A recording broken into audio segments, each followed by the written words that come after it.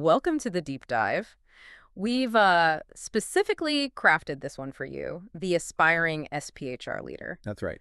Today, we're not just skimming or, flipping flashcards. We're taking that high altitude view first, then really diving deep into the strategic heart of HR leadership. Yeah, this isn't just about passing an exam, is it? No, not at all. It's about fundamentally shifting your mindset, thinking like a true strategic partner. Exactly.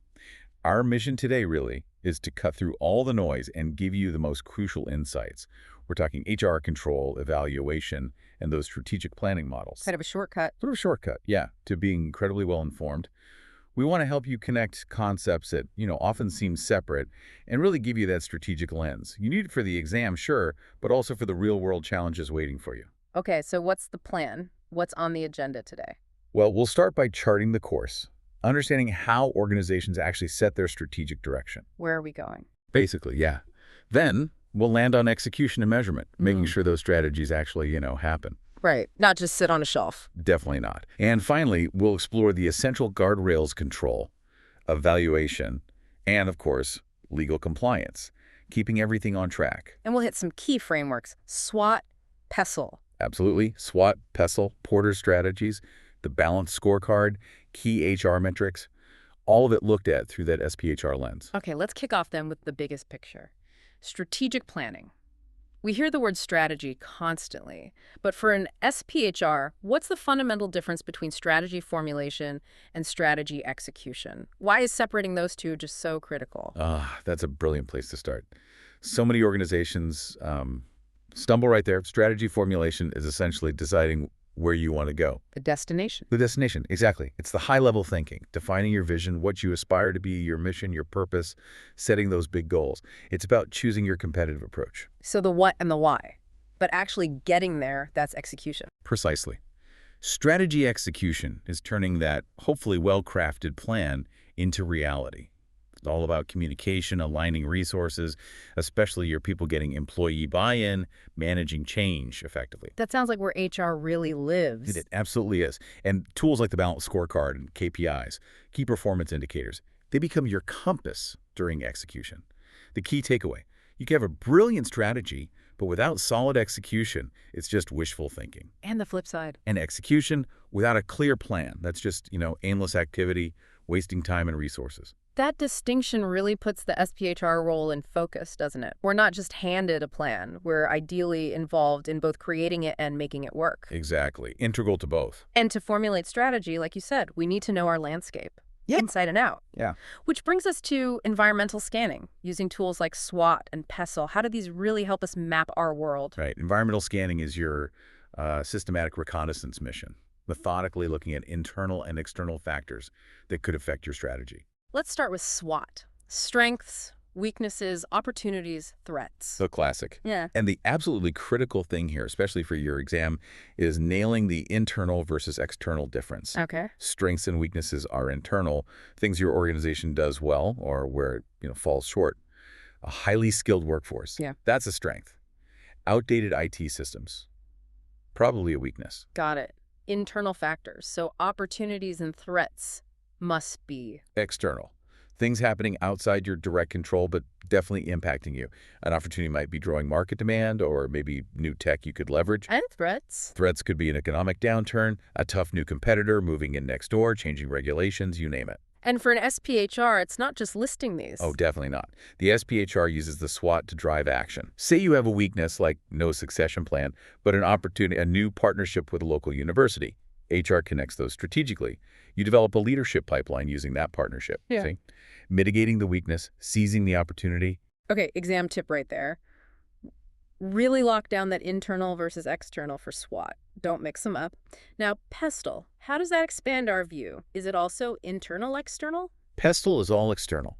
It stands for political, economic, social, technological, legal, and environmental factors. These are the big macro-environmental forces shaping your world. So it digs deeper into the external side. Exactly. PESTLE helps you understand the broader context that really informs the opportunities and threats you identified in your SWOT. Can you give an example, like technology? Sure. Think about technological factors, AI, automation. Yeah. And these aren't just buzzwords. They force strategic HR to rethink workforce planning, what skills are needed, maybe even reskilling in entire departments. The nature of jobs is changing. Or economic factors. Right, a booming economy with low unemployment means it's a candidate's market. HR needs strategies for attracting and keeping talent. Maybe better pay, benefits, culture. A Right. recession. HR might focus on efficiency, restructuring, maybe managing layoffs carefully. So Pestle gives us those big picture trends. It's like putting on 6 different pairs of glasses to see the outside world clearly. That's a great analogy. 6 lenses for the macro environment. And those insights then feed directly back into refining the O and T in your SWOT analysis. Makes them much richer. Okay, makes sense. So we scan the environment, we understand our internal situation and the external forces. Now we need to choose how to compete. Michael Porter gave us those 3 generic strategies. How do these fundamentally shape HR's approach? This is absolutely foundational strategic thinking. Porter argued, pretty convincingly, that organizations generally succeed by choosing one of 3 broad approaches: cost leadership, differentiation, or focus. And trying to do everything is bad. Usually, yes. Trying to be the cheapest and the most innovative and serve every niche often leads to being stuck in the middle.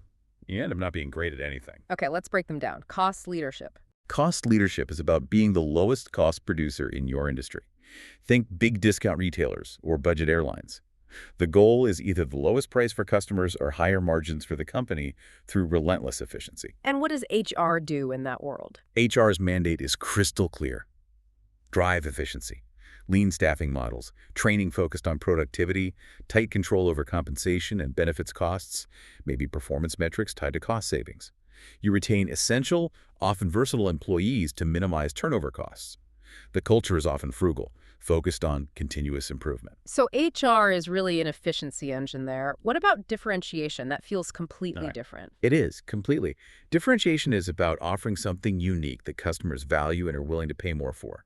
It could be superior quality, cutting-edge innovation, exceptional customer service, a really strong brand.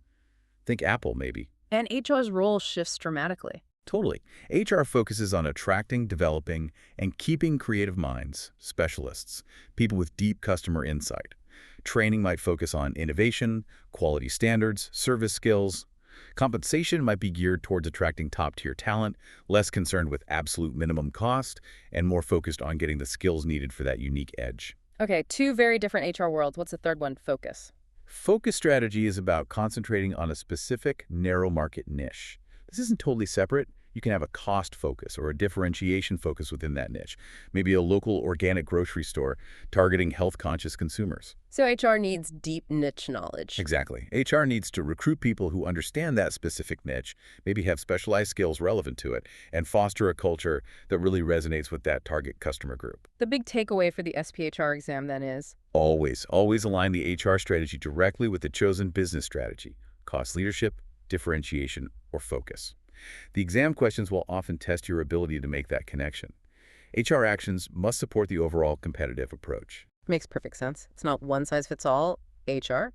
Okay, so we have our strategy chosen. Now, the hard part maybe, making sure it actually happens. You mentioned the Balanced Scorecard earlier as a tool for implementation. What exactly is it, and how does HR plug into those 4 perspectives? Right. The Balanced Scorecard, Kaplan and Norton's big idea, was really groundbreaking because it said, hey, financial results are important, but they're not the only thing.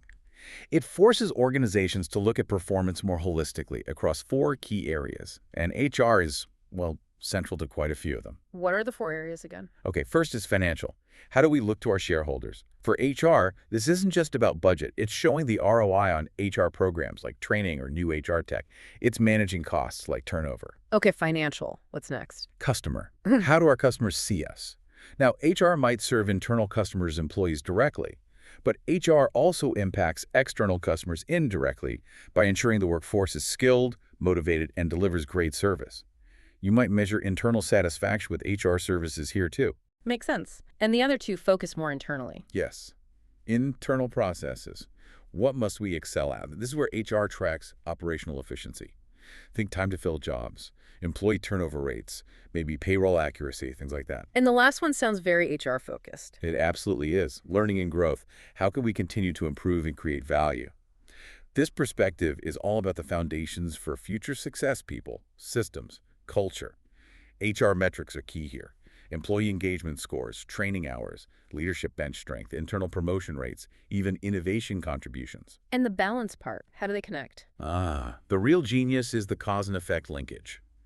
The idea is that improvements in learning and growth, better skills, engagement, enable better internal processes, more efficiency, which leads to better customer outcomes, higher satisfaction, which drives financial results. Wow, so HR, by influencing those learning and growth metrics, directly impacts the bottom line. Precisely. It shows how HR isn't just a support function, but a driver of strategic success across the entire scorecard. That's powerful. Okay, exam note. Know those 4 perspectives: financial, customer, internal processes, learning and growth. And remember, BSC is for implementation, putting strategy into action, not for formulating it in the first place. Exactly right. Now, to track progress within that scorecard, or just generally, we need key performance indicators, KPIs. Not just any old metric, but the key ones. What makes a good KPI, and which ones should SPHR candidates really have a handle on? Good question. KPIs are those specific measurable metrics that tell you if you're actually moving towards your strategic goals. The best ones are, smart, specific, measurable, achievable, relevant, and time-bound. Standard goal-setting stuff. Pretty much. But a really important distinction for SPHRs is between leading and lagging indicators. Okay, what's the difference there? Leading indicators are, predictive. They give you a hint about future results. High employee engagement scores, for example, might predict lower turnover down the road. Training hours might predict future skill levels. Offer acceptance rates might predict future hiring success. So they give you a chance to adjust course. Exactly. Lagging indicators, on the other hand, measure outcomes after they've happened. Yeah. Things like your actual turnover rate for the last quarter, revenue per employee, cost per hire. They tell you if your past strategies actually worked. So you need both, to predict and to confirm. Absolutely. You need that balance. Now, for core HR metrics, knowing the formulas is one thing, but the SPHR needs to understand the story behind the numbers. Not turnover rate. Right. Turnover rate, simple formula, separations average, employees, X hundred. But the strategic question isn't just what's the number. It's why are people leaving? Is it voluntary or involuntary? Is it high performers? What's the cost impact? And what about metrics that link people to financials? Oh, those are crucial. Human Capital ROI, HCRY, is a great example. Formula is revenue human capital cost, human capital cost. This directly links your people investment to revenue. A positive HCROI shows that your workforce is generating more value than it costs. That's speaking the language of business. That's a powerful one. What others are key? Things like time to fill vacancies, cost per hire, training ROI are standard. But again, the real strategic value comes from interpretation and benchmarking. Benchmarking against? Against industry standards, or maybe your own historical performance. If your time to fill is 60 days, but the industry average is 45, that's not just a number. That's a potential competitive disadvantage you need to address strategically. The SPHR uses metrics for diagnosis and to drive action aligned with the business goals. Got it. So for the exam, understand the core metrics, be comfortable with the basic math, but focus on what the numbers mean strategically and how they connect back to the overall business plan. You nailed it. That's the SPHR mindset. Okay, even with great strategies and metrics, we need guardrails, controls, and evaluations. Let's talk budgets, the HR budget. Beyond just numbers on a spreadsheet, what's its primary strategic purpose? What goes into it? The HR budget is way more than accounting. Strategically, its main purpose is to plan, coordinate, and control the financial resources needed to hit HR goals, which in turn support business goals. So it's a planning tool. A planning tool, yes, but also a coordination and control tool. And critically, it's a communication tool. A well-constructed budget justifies HR activities as investments, not just overhead costs. How does it align with strategy? Well, the process starts with forecasting these hires, training, benefits costs, tech upgrades, potential attrition costs. Then, you explicitly link those budget items to strategic objectives. If innovation is key, you budget for R&D talent acquisition or specific training programs. If cost control is the priority, the budget reflects that. And the control part? That's the ongoing monitoring, comparing actual spending to the budget. Analyzing variances, why did we overspend here, underspend there? It allows HR to be agile, make adjustments, and demonstrate fiscal responsibility. That's huge for SPHR credibility. Right, showing you manage resources effectively. Okay, beyond budgets, how do we systematically evaluate HR's overall effectiveness? That sounds like HR audits. Exactly. An HR audit is a systematic review, often done independently of your HR policies, procedures, and practices. Strategically, it serves two main purposes. Compliance is one, I assume. Compliance is definitely number one.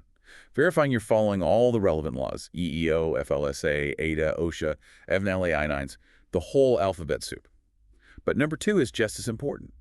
Assessing alignment with business strategy.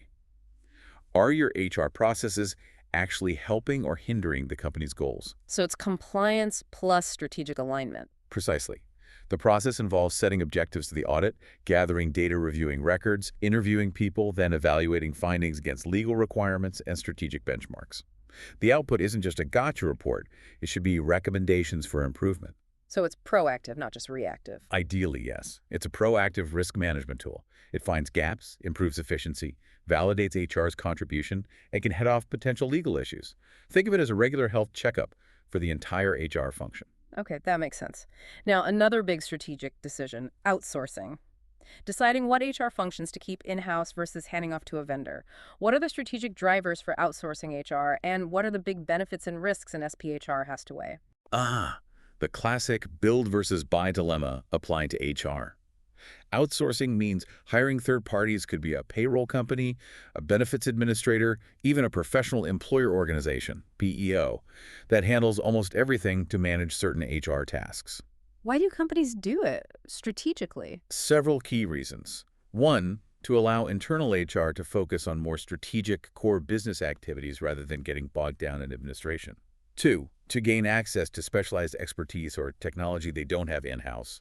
And three, often to control or reduce costs, especially for transactional tasks. Makes sense. What are the upsides? The benefits can be significant. Reduced admin burden is a big one. Access to experts, potentially better compliance if the vendor is really good, maybe economies of scale leading to cost savings. But there have to be downsides, risks. Oh, absolutely, and the SPHR needs to be very clear-eyed about these. A major risk is loss of control over processes and potentially over the employee experience related to that function. And you mentioned culture earlier. Yes. That's a huge one.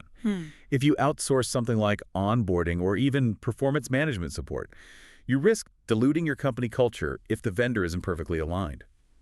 There's also dependency on the vendor, potential hidden costs, and a really big one: data security and privacy risks when you hand over sensitive employee data. And the legal responsibility, does that get outsourced too? No, and that's critical. The employer almost always retains the ultimate legal responsibility for compliance with employment laws, EEO, FLSA, etc., even if a third party is managing the process. Outsourcing doesn't mean out of sight, out of mind legally. Good point. Choose your vendors very carefully. Okay, we've touched on laws throughout, but let's consolidate. What are some of those absolute cornerstone U.S. laws that every SPHR must have baked into their strategic thinking? Not just as rules, but as part of the strategic framework. Right, laws aren't just compliance hurdles. They actively shape your strategy. Think Title VII of the Civil Rights Act. It's not just about not discriminating. It fundamentally impacts your talent acquisition strategy, how you structure promotions, how you handle reductions in force, your entire diversity and inclusion approach. What about wage and hour, safety? Those seem very operational, but also strategic. Absolutely. The FLSA, Fair Labor Standards Act, dictates minimum wage, overtime eligibility, record keeping. Strategically, this affects your labor cost models, how you classify jobs, exempt versus non-exempt, how you staff projects. Misclassification is a huge risk. In OSHA. Occupational Safety and Health Act. A safe workplace isn't just legally required, it's strategically smart. Safety impacts productivity, morale, workers' comp costs. And SPHR needs to ensure safety is integrated into operational planning, training, and culture, especially when implementing changes like faster production or new facilities. Any others that are top of mind strategically? Definitely the ADHI, age discrimination, which impacts succession planning, retirement programs, how you manage an aging workforce. The ADA, Americans with Disabilities Act, affects facility design, remote work policies, reasonable accommodations, and inclusive recruiting. And the WARN Act for mass layoffs that requires 60 days notice, impacting the timing and cost of strategic workforce reductions. So the key is integrating these from the start. Yes. Compliance cannot be an afterthought. Strategic SPHRs scan the legal environment constantly, design strategies that are inherently compliant, and foster an ethical culture where doing the right thing is the norm. That ethical dimension is crucial. Cutting corners legally or ethically might offer short-term gains, but almost always leads to long-term pain, damage to reputation and employee trust. Building trust and sustainability, not just avoiding fines. Okay, this has been incredibly dense, but so valuable. It really is all about application. How do we as SPHRs actually weave all these models, SWOT, PESTLE, Porter, BSC, KPIs, legal constraints together in a real situation? Can you give us a quick example? Sure, let's take that global expansion idea again. The SPHR uses PESTLE first. What are the political risks, labor laws, legal, economic stability in the new country? Then SWOT.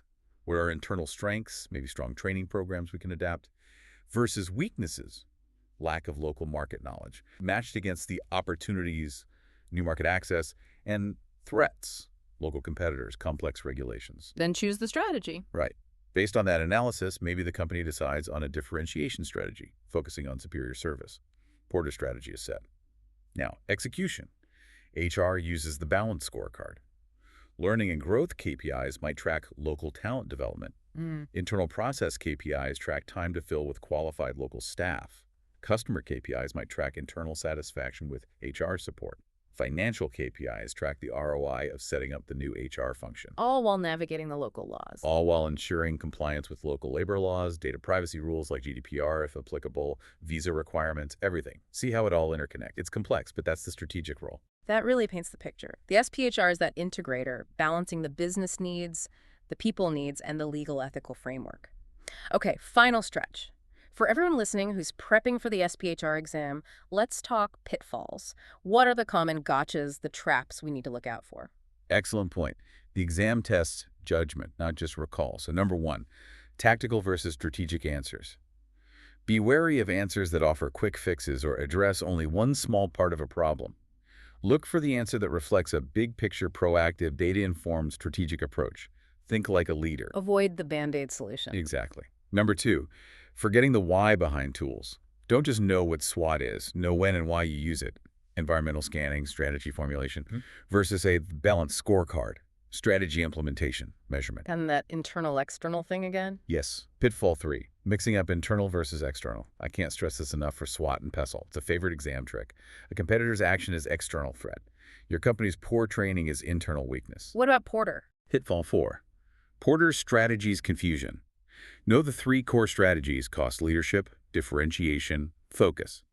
Don't confuse them with general business goals like growth or market share. And remember, focus can be cost-based or differentiation-based within a niche. And the ever-present legal side. Pitfall 5, failing to consider legal compliance. This is huge. Any answer choice that clearly violates a major law, Title VII, ADA, FLSA, WARN, etc., is almost certainly wrong.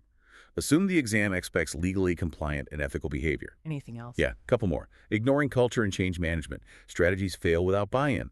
Look for answers that consider communication, employee impact, and managing transitions. Also, overlooking data and business acumen. SPHRs need to speak the language of business ROI, metrics, financial impact. Finally, pay attention to keywords like best, first, most likely. The first step is often analysis or assessment. Wow, okay, that's a fantastic checklist of things to watch out for. We have covered so much ground today: HR control, evaluation, strategic planning models. It is crystal clear that HR, when done right, is far from just administrative. It's a vital strategic partner. Absolutely. We've gone from scanning the environment with SWOT and PESTLE to choosing a competitive path with Porter, understanding formulation versus execution, using the Balanced Scorecard and KPIs to measure progress, and wrapping it all in the essential framework of budgets, audits, outsourcing decisions, and, critically, the law. The SPHR role really is that blend of deep HR knowledge, sharp business savvy, and solid ethical judgment. So as you continue on your SPHR journey, here's a final thought to chew on. As a strategic HR leader, how will you personally ensure that your organization's people strategy isn't just aligned with the business strategy, but is actively driving its future success in this constantly changing world? That's the core question. Keep exploring, keep applying these concepts, and definitely join us for more deep dives. You've absolutely got this.